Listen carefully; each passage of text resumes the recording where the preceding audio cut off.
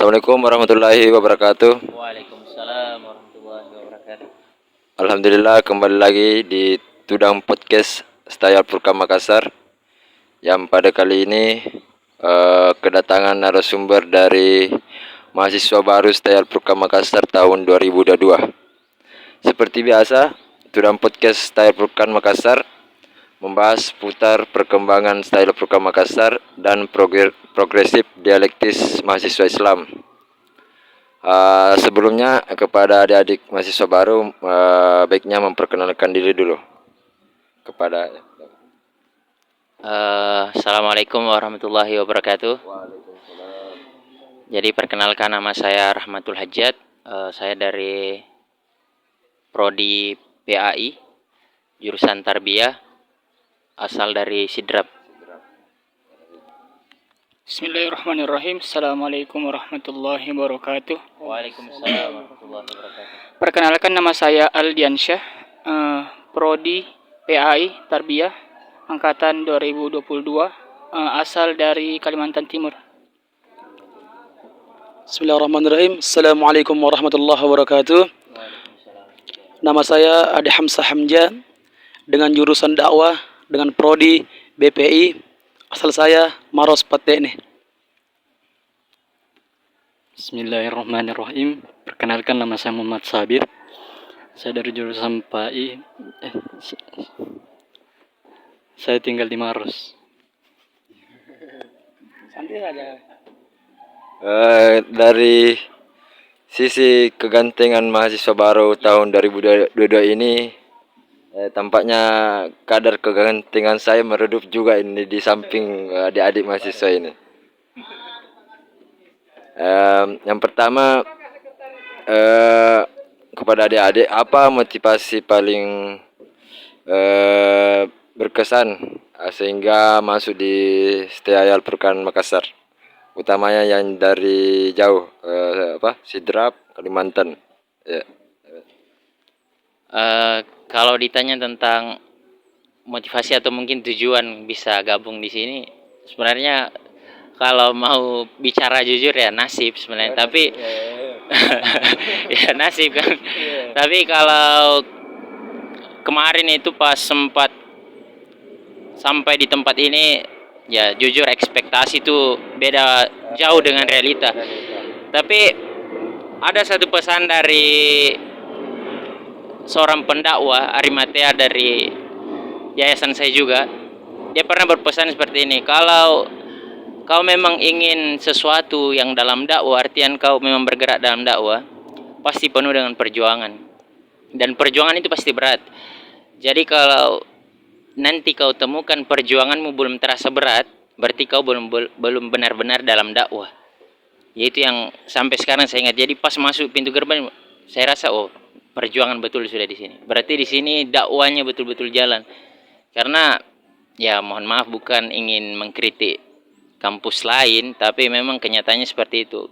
Kalau kampus lain yang hanya mengatasnamakan mungkin kampusnya yang besar atau bisa dipandang mungkin jauh di atas kampus ini sekarang, tapi dalam isi mungkin bisa diadu lah. Karena banyak kemarin saya lihat juga kakak-kakak senior yang kualitas bicaranya itu dan pola pikirnya luar biasa. Ya itu sih yang memotivasi kemarin itu, karena ketua yayasan kami sempat bilang kalau kamu belum benar-benar berjuang, berarti kau belum ada dalam dakwah. Ya jadi seperti itu. Ya, untuk dari saya sendiri, motivasi yang mendorong saya hingga ke tempat ini, ya menurut saya pribadi takdir ya juga. Takdir yang mungkin memang saya sudah ditetapkan di sini, karena sebelum-sebelumnya juga saya sempat berkuliah namun kandas di tengah jalan. Saya berdua memang sempat berkuliah namun kandas, tapi ala kulli hal saya alhamdulillah mungkin kembali berkuliah di sini tanpa dipungkir ya. Ada hikmah yang kita dapat di sini. Ya, itu motivasinya dia sampai di sini saya, karena ini juga kampus Islam. Nah, yang terutama kita sebagai orang Islam pasti ingin lebih mendalami yang namanya ilmu-ilmu tentang keislaman. Nah, mungkin itu saja. Ya,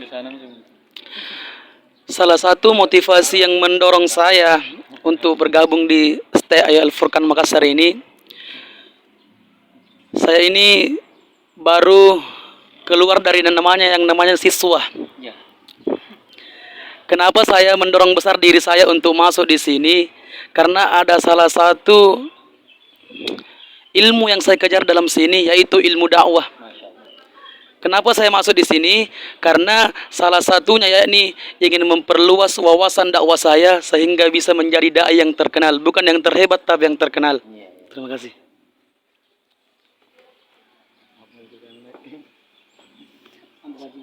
Assalamualaikum warahmatullahi wabarakatuh. Waalaikumsalam warahmatullahi wabarakatuh. Jujur, saya alumni pondok pesantren. Setelah saya keluar dari pondok pesantren, saya sadar diri bahwa kehidupan di luar itu luar biasa. Makanya saya termotivasi masuk di sini untuk memperdalam kembali ilmu agama saya.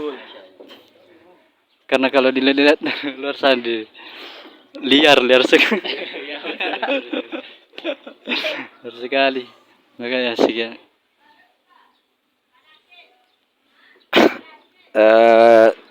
Sebagaimana yang umum mahasiswa baru dari generasi ke generasi, yang utamanya yang jauh, mungkin warga Al Furqan sudah tahu lah, sudah menjadi rahasia umum kita bersama bahwa selalu ada kekecewaan yang tersembunyi dan ekspektasi yang dipura-purakan. Gitu. Tapi begitulah, setiap generasi pasti ada, karena ekspektasinya pertama kampus di Makassar, otomatis kata Makassar otomatis sudah kampus besar ataukah sudah jadi kota. Namun sesampainya di Al Furqan, dari sisi tetapi dari tanda kutip dari sisi gedung dan prasarana mungkin masih menuju standar. Akan tetapi dari sisi kualitas keilmuan daripada alumninya masih bisa lah bersaing. Ya. Bahkan dari generasi adik-adik maba yang tahun 2022 ini sebelumnya sudah rata-rata begitulah. Pasti ekspektasinya ada rasa sedikit kekecewaan sesampainya di sini. Namun mungkin karena keakraban, kekeluargaan kita di sini yang rasa-rasanya makin hari kekecewaan itu akan semakin terkikis. Ya. Itu yang kami rasakan saat ini, Kak. Iya. Kekeluargaan, keakraban, bagaimana pendekatannya ke dosen pun sangat terbuka setiap mahasiswanya. Menganggap seperti anak sendiri. Iya. Dan mungkin itu yang agak sulit dia dapatkan di kampus lain. Contoh misalkan setiap kali ada pengurusan, tidak mungkinlah langsung dosen yang langsung turun tangan untuk mengarahkan mahasiswa untuk mengurus administrasi apapun itu. Karena pasti gengsi lah. Kalau dosen-dosen yang misalkan ruangannya dia di lantai segini, otomatis dia tidak mungkin lah untuk langsung terjun mengarahkan mahasiswa baru. Dan yang kedua,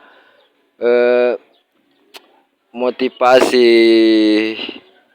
atau prospek adik-adik setelah selama nanti mengarungi dunia Al Furqan di kampus kita ini, apalah yang ingin dicapai selama proses sebelum selesai, entah baik dari sisi kontribusi ke Al Furqan ataupun dari yang adik-adik harapkan dari Al Furqan untuk pengembangan diri adik-adik. Saya sih harapan terbesar selama nanti di sini tentunya ingin mengembangkan apa yang mungkin potensi yang masih tersembunyi di dalam diri.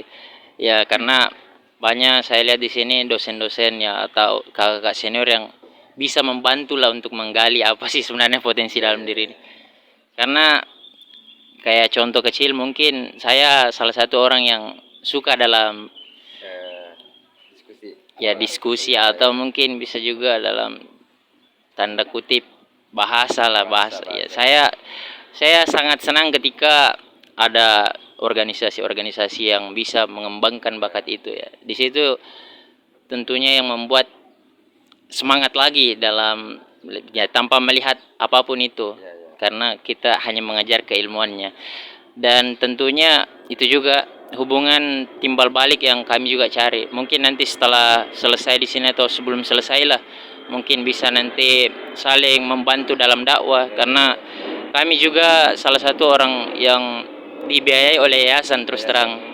Jadi sangat memungkinkan nanti kalau ada mahasiswa di sini mungkin, atau Jadi berdua dari yang Iya. Kalimantan di biaya yayasan. di yayasan. Jadi mungkin nanti ada senior kah atau mungkin dosen yang bisa ke tempat kami dalam ya banyak hal lah, mungkin bertukar pikiran atau ada saran atau kritik mungkin agar dakwah ini nih terus jalan. Kalau bukan kita generasi sekarang nih dengan yang ada, siapa lagi? Karena dakwah ini harus terus jalan.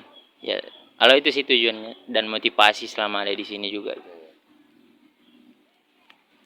Ya. Untuk target saya ke depan di Style Furqan ini di kampus kita tercinta, target saya ke depannya sebelum selesai insya Allah saya mau menyelesaikan hafalan saya di sini. Kemudian saya juga target bisa menyelesaikan hadis bersanad seperti kakak-kakak kita yang kemarin itu, yang Kak Asrop. Karena mungkin juga saya juga punya ada sedikit bakat menulis tentang kaligrafi. Nah, Asrop dengan saya itu kalau saya lihat hampir mirip-mirip lah. Ada sedikit gambaran. Karena Asrop suka hadis, saya juga suka hadis. Iya. Karena kan banyak Dari sisi gantengan Asrop. ya, mungkin masih Asrop lah. Mungkin masih kalau masih untuk masalah itu masih ke Asrop. Nanti orangnya nonton. Ya. Karena saya memang suka menghafal hadis. Karena kemarin sejak saya sempat menyelesaikan hafalan hadis, dapat 180 hadis. Tapi mungkin kok dicoba tinggal 80-an lah. Karena jarang di murojaah. Kemudian juga di kampus ini juga saya ingin memperbaiki cara berbicara saya, karena mungkin dilihat dari sekarang ini cara berbicara saya masih butuh banyak koreksian dari segi bahasa. Mungkin makanya itu kalau misalkan ada kakak-kakak yang menyampaikan sesuatu, ada sesuatu hal yang disampaikan yang mungkin bahasanya saya lihat tinggi, saya itu kan tidak mengerti, misalkan substansi atau kontribusi semacam itu, saya kurang paham apa itu. Mungkin ya bahasa-bahasa yang mungkin ada maknanya tersendiri kan. Kalau saya itu pribadi, saya lebih suka pakai bahasa-bahasa yang lebih sederhana, yang mudah dipahami. Jadi kan orang kadang kan banyak masyarakat awam misalkan tidak menyampaikan sebagainya bana dai, menyampaikan pasti harus lebih menyederhanakan bahasanya agar mau dipahami. Mungkin itu saja. Ya, kalau saya nanti ke depannya sebelum saya meninggalkan kampus ini, yaitu saya ingin sekali mengembangkan potensi dakwah saya. Karena saya ini sudah alhamdulillah sudah diundang-undang pergi khutbah, ceramah tarawih pada bulan Ramadan. Maka itulah saya memasuki ini untuk mengembangkan diri saya, belajar tentang ilmu Al-Quran, ilmu hadis dan ilmu-ilmu yang lainnya, sehingga saya bisa mendapat semua ilmu itu. Dan setelah itu mendapat ilmu, maka saya akan sebarkan semua ilmu-ilmu itu kepada orang yang memang membutuhkan ilmu. Dan insya Allah nanti ke depannya, jikalau saya sudah di sini atau saya sudah meninggalkan kampus ini, mudah-mudahan semua ilmu-ilmu yang saya harapkan itu bisa masuk dalam diri saya dan bisa bermanfaat kepada semua orang. Terima kasih.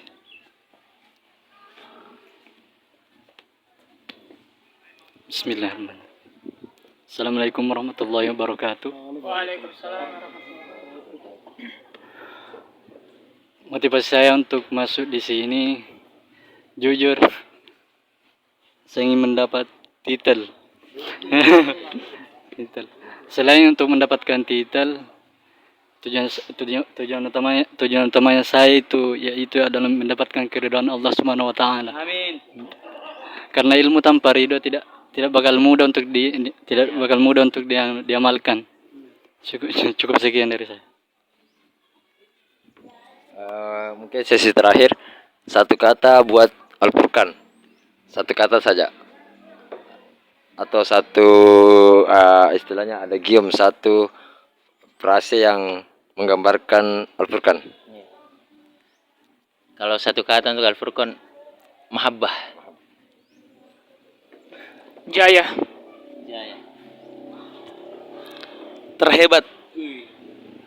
Allahu Akbar. Allahu Akbar. Itulah tadi sedikit testimoni daripada mahasiswa baru STI Al-Furqan Makassar tahun 2022. Satu hal yang dari pembahasan kami tadi, bahwa selalu ada harapan di Al-Furqan, selalu ada impian-impian baik itu besar maupun kecil yang harus terwujudkan. Namun apapun itu, yang paling penting adalah keberkahan.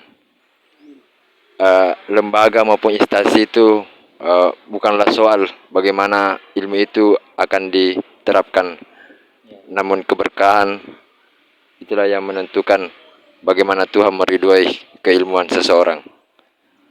Allahul muwaffiq ila aqwamit thariq, minallahil musta'an, wal istiqlan. Assalamualaikum warahmatullahi